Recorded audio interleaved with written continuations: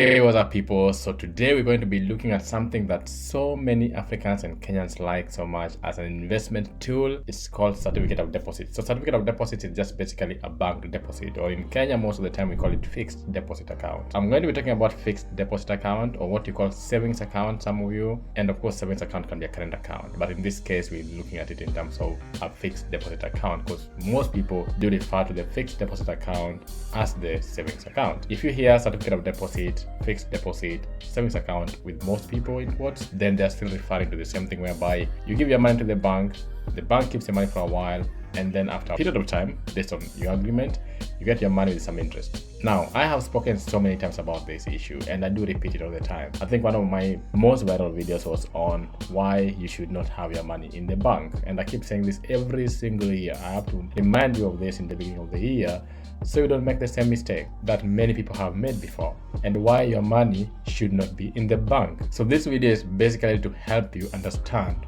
why that savings account that you keep talking about, that fixed deposit account that you keep talking about, is not making you any money. Actually, on the contrary, now you are losing more money. As time goes by, as things change, you are now losing more money in that bank account that you insist on using. I know we have been modeled, we've been conditioned to think that money is safe in the bank, but that's not actually true. Is it actually safe in the bank?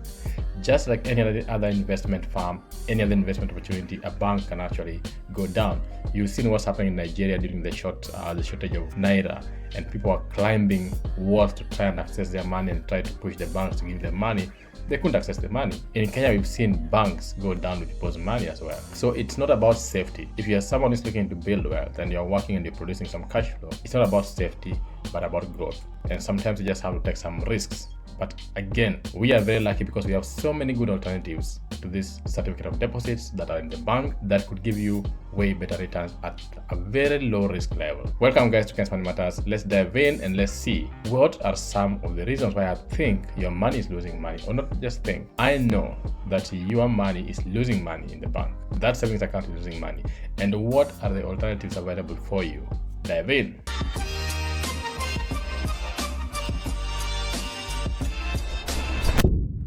The first thing why your money shouldn't be in a bank account right now, that's certificate of deposit or fixed deposit or savings account, your money should not be there. Number one is the inflation and interest rates. So inflation lately has been so high. And in most countries, we're talking about 9%, 10%. So depending on where you are, inflation has been crazy. In Kenya, we're talking about more than 7%. And of course, when the government says that, you know that we're talking about higher than that. The inflation rate is right now way more than you will get from a certificate of deposit account. Normal ones in Kenya would give you 4%, 5%. Really good ones, if you have like substantial amount of money, would give you 7%, 8%. Is this enough? No, you're not able to beat inflation with that at the moment. So this is even worse if you are in the West. In the West, the inflation is even worse. It's like almost 10% in most countries, like the US, for example. So what happens? Their bank deposit is giving you, let's say, 4%, 5%, 6%, sometimes in really, really good economies, like developing economies, that is. But the inflation is at like 7 or even double that number. So what are you doing? At the end of the day, when you pull out your money, if you put in 100,000 today, if you pull out your money, your value, the value of that money you have pulled out, will be much less than what you put in. So inflation is whereby goods are increasing in prices continuously. I've done a lot of videos on inflation and how it affects your living standards, how it affects you financially speaking. What you want to do in such situations is make sure that you are getting way more than what inflation is taking away from you. So if inflation is chipping away 9% of your money, then you should be able to return more than 9% so that you're able to beat inflation. So if you had 100,000, you should be pulling out something more than like 110,000 at the end of the year, for example, so that you are beating inflation with a 10% return. At least you're just beating it by 1%. If you get somewhere where you get 14%, you have more leverage there, so you have more growth. But if you get a bank account giving you an interest of 6%, but the inflation rate is at 9%, then again, you're losing money. So I want you to understand this inflation issue and the fact of interest rate. So don't just look at it in terms of, hey, I put in 100,000, I'm getting 110 because I have a 10% return. No. Look at it in terms of, after the period of time that I'm going to give the bank my money, when I get back my money, will it be the same value as I put it in? So you put in 100,000, you pull out 110, but inflation within the year has been 10%, so it's the same, right? So you have 110,000 in cash, but actually if you go out to buy to spend this money, whatever it is that 100,000 could afford you then, you can only use 110,000 to afford it today. So you haven't changed your financial status, and that is the inflation explained in simple terms. So you want to be able to afford the new price of stuff while still remaining with some cash. So if you had 100,000, you should be able to afford things which are now costing 110,000 and still have something left. Then you can say categorically that you had some growth. So most bank accounts are not giving you that at all. So review that certificate of deposit and make sure that you're looking at the right places. Like I said, I'll tell you what alternatives you are going to get into at the end of the video. Then the next one, the second reason why your savings account is useless and it's losing you money is the penalties for early withdrawals. So most of these accounts, when you sign the contract, you say, hey, I'm going to fix this money for, let's say, 12 months. For you to get the best rates, you should always fix it for a longer period of time. So the best one right now, if I look at most of countries, is like 12 months. So 12 months, you get a very good return, let's say 7% or 8%. That's a very good return, and you have good money in the account. So with that, you might want this money earlier. You never know what happens within 1 year. I always tell people 1 year is a very long time. So many things can happen within the year. You need to be prepared. That's why we talk about emergency fund, okay? But let's say you want to access your money. There are things you didn't plan for, or your emergency fund couldn't cover, or you didn't have an emergency fund, or this was your emergency fund. So you want to access this money early enough. The penalties that you'll be charged, remember they're already giving you less than the inflation rate. So you're already getting your 7 or 6%.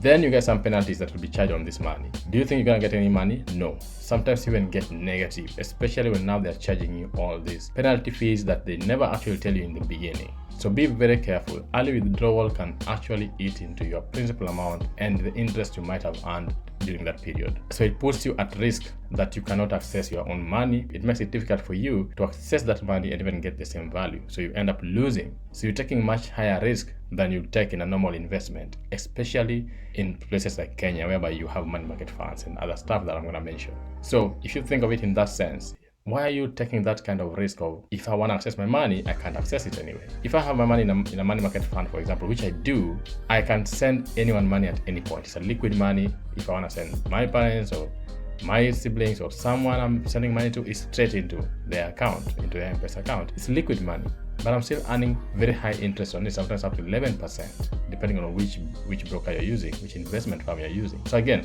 you have to be careful that the early withdrawals can then eat into your investment amount. Again, that also puts you at risk with the bank where you think your money is safe, right? So it's not safe if you think about it. And then the last reason, and the most important one, is that there are better alternatives to this certificate of deposits or fixed deposits.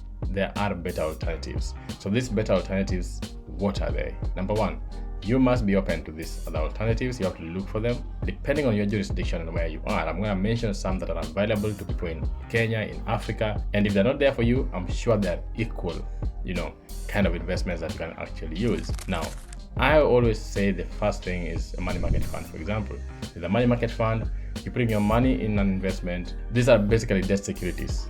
So you're buying an IOU or something. So what you're doing is giving your money, loaning your money to be used, and then it will be returned back to you with interest. Now, money market funds are very flexible.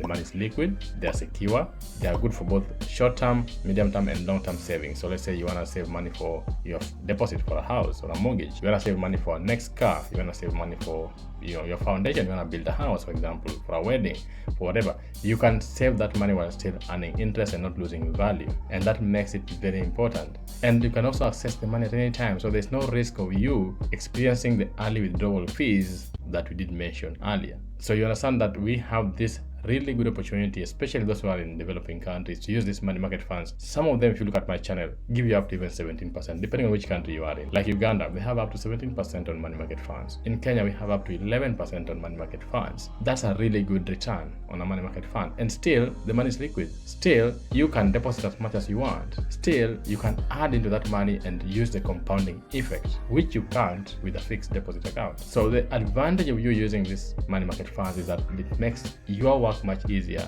in that you are still making money on that money while being able to access it and it being secure. So you will never lose the principal amount. You will always have your initial invested amount with extra money. And in that sense, you are beating inflation, which we mentioned first. And like I've just mentioned a few minutes ago, you also now not going to face any early withdrawal. Even if you needed money and you want to access that money, you can always access it and put it back when you need the money, when you have the money. These are ways in which you can now start protecting your money, especially in this time when things are getting really crazy. So the other advantage that I've mentioned, which I would say is the fourth one, is that you can compound your money with money market funds. So with fixed deposit, you say, hey, I have 100,000, I'm going to give you this money 1 year, I'm going to fix it.